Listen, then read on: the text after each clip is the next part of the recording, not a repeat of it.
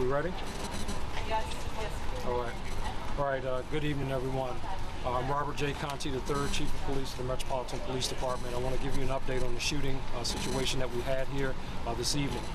Just about 8:20 p.m., members of the Metropolitan Police Department were in the area, heard gunfire in the area of 14th and Riggs Street Northwest. Members responded to that area, responded to the shooting scene within about 5 seconds after hearing the shots, where they located 2 individuals suffering from non-life-threatening gunshot wounds. It appears at this time that at least one of those individuals was the target of the shooting. The other individual is possibly an innocent bystander.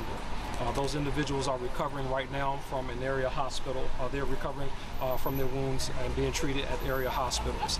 I think this really kind of speaks to the brazenness of some of the criminals that we're seeing in our community. Just prior to this shooting, members of the Metropolitan Police Department recovered a firearm just blocks away from here in the 1100 block of S Street. They recovered another firearm in the 14th and Irving Street. And we're just seeing a proliferation of firearms in our communities. We've recovered over 1,100 illegal firearms off the streets of the District of Columbia so far this year. That's on pace of where we were same time last year. We're asking for the public's help. If anyone has videos or anyone has information, to call us at 202-727-9099 or 50411. You can text us anonymously. You can also send videos to press at mpd@dc.gov. You can send videos to that, and we will be able to view any videos. We believe that there were a lot of people in the area when this occurred.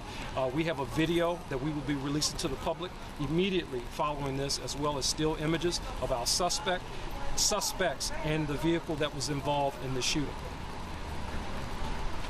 Chief, do you believe that either of the 2 men shot were bystanders, or do you think they were part of some kind of altercation? It appears that at least one person was targeted, and the other person may be an innocent bystander. Again, this is very, very, very preliminary information. Can you identify which one was the target and which one was the bystander? No, I'm not able to make that distinction at this point. How many shots were fired? More than one shot. You know, this happened just down the street from the place where a man was killed by a stray bullet leaving dinner. What do you say to people who feel like this is not a safe place for me and certainly not for my family? Yeah, we had officers, again, who were here within 5 seconds. They were there in the block where the other shooting occurred. And I think what we say is we got to make sure that we're doing everything we can as an entire system here in the District of Columbia to hold offenders accountable when these things happen in our community. This is unacceptable. That's the bottom line. It is totally unacceptable behavior. I'm asking the community to take a look at these videos. If you know the person or the vehicle or somebody who was in that, there's one individual with a very distinctive hoodie that he was wearing. Please look at that very closely. And we're asking for the community's help to call us, again, 202-727-9099 or 50411. There's reward money from Crime Solvers as well as MPD that will be offered for anyone who provides information that results in the arrest and prosecution in this case. Any other questions? You know, police were so close. They were right here when it happened, and I know that was in another case as well, and it shows how brazen people are. They can see officers, they'll still start shooting, and police can't stop it. And I think, again, it goes back to that safety element, that even when people see police, you can't necessarily feel like someone's not going to get shot or you're not going to get shot. Well, ma'am, I can tell you this. We'll find the individuals, and we'll hold them accountable. And that's what we have to do as an entire city. When it comes to people who are not afraid to use guns in our community, there has to be a measure of accountability there. We have to make sure that these individuals are prosecuted to the fullest extent of the law. Right now, as you know, we're coming out of this COVID environment. We need to get our court system back open. There are individuals out here on our street who we know are violent felons, and we need to make sure that these individuals are being held accountable for their actions that they commit in our community. It makes the community unsafe, it makes our police officers unsafe, and that is totally unacceptable. Chief Conti, it has been nearly a week since the 6-year-old murder, followed by the shooting near Nats Park. You changed some tactics, but any plan to make more improvements to the tactics? Yeah, we will certainly assess that, and with respect to those cases, we are making progress in both of those cases. I am hopeful that we will continue to do that and hopefully bring those cases to closure soon. Well, we'll go back, we'll assess our tactics, what we're doing right now. As you know, the mayor has directed the police department to make all officers available to do what we need to do to ensure that our residents of the city and our visitors to the city, that they feel safe. With so many different agencies in the area, are you calling in any help from federal agencies? We saw Secret Service police cars here, FBI. Yeah, we're working very closely with our federal partners. As you may know, we stood up our new NIBIN Investigations Unit that focuses in on shootings. That's a collaborative partnership between the Metropolitan Police Department, the ATF, as well as our United States Attorney's Office. So again, we have the resources that we need, and we also just need to make sure that we're holding these violent criminals accountable when they are brought into custody.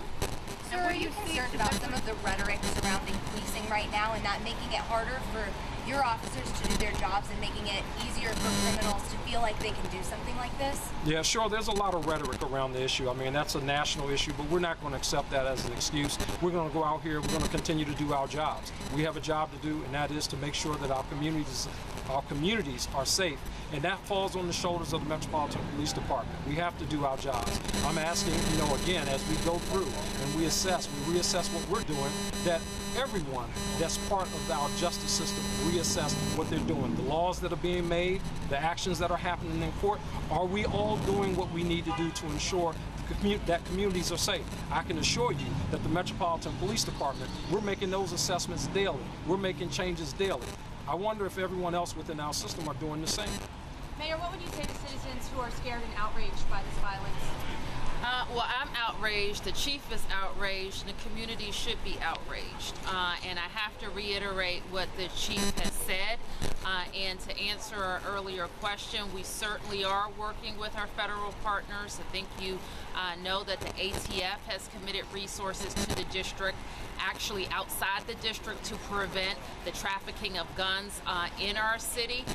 We've also had conversations at the White House, including the Attorney General, who has also committed to make federal resources available, specifically the federal grand juries, so that some of the arrests and indictments that MPD seeks are actually moving through the court system. We have also strongly encouraged, talking about our federal partners, the supervision agencies. That would be CSOSA, who monitors people who have been released to the community, as well as the court supervision agency, who monitors juveniles who are court involved.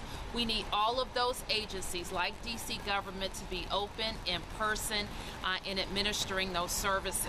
Keep in mind that the entire system hasn't been 100% and hasn't been in person coming out of COVID. And we want to make sure not just the DC agencies, MPD, DYRS, and the whole of DC government, but all of our agencies are working. What we saw tonight, and unfortunately what we saw over the last several days, is an illegal firearm brazenly used on DC streets. And we know that our investigators and detectives are going to track down every lead. Our citizens have already been helpful in supplying leads, video, and anything else that they saw, so that we can get these individuals off the street and hold them accountable. The last plea that I'll make to our residents is we need to get to them before they use their gun. And we have a plethora of programs and services, even for people who are criminally involved, to come in and get help from us. We're asking their family members who know that they have a gun in their home, they're involved in some criminal activity, they're involved in some beef, to reach out before they use that gun, because it can destroy the lives of so many people when that gun is used indiscriminately on our streets. And Mayor Brazen, what do you say to the public, the members of the public that are concerned that until the court system is back up and running, that this will keep happening? I say to them that we have to press on everything that we know about stopping crime right now. It won't be one single thing, And I say to them to just what I'll repeat what I said. We need to get to people before they use their guns. That's how we prevent it.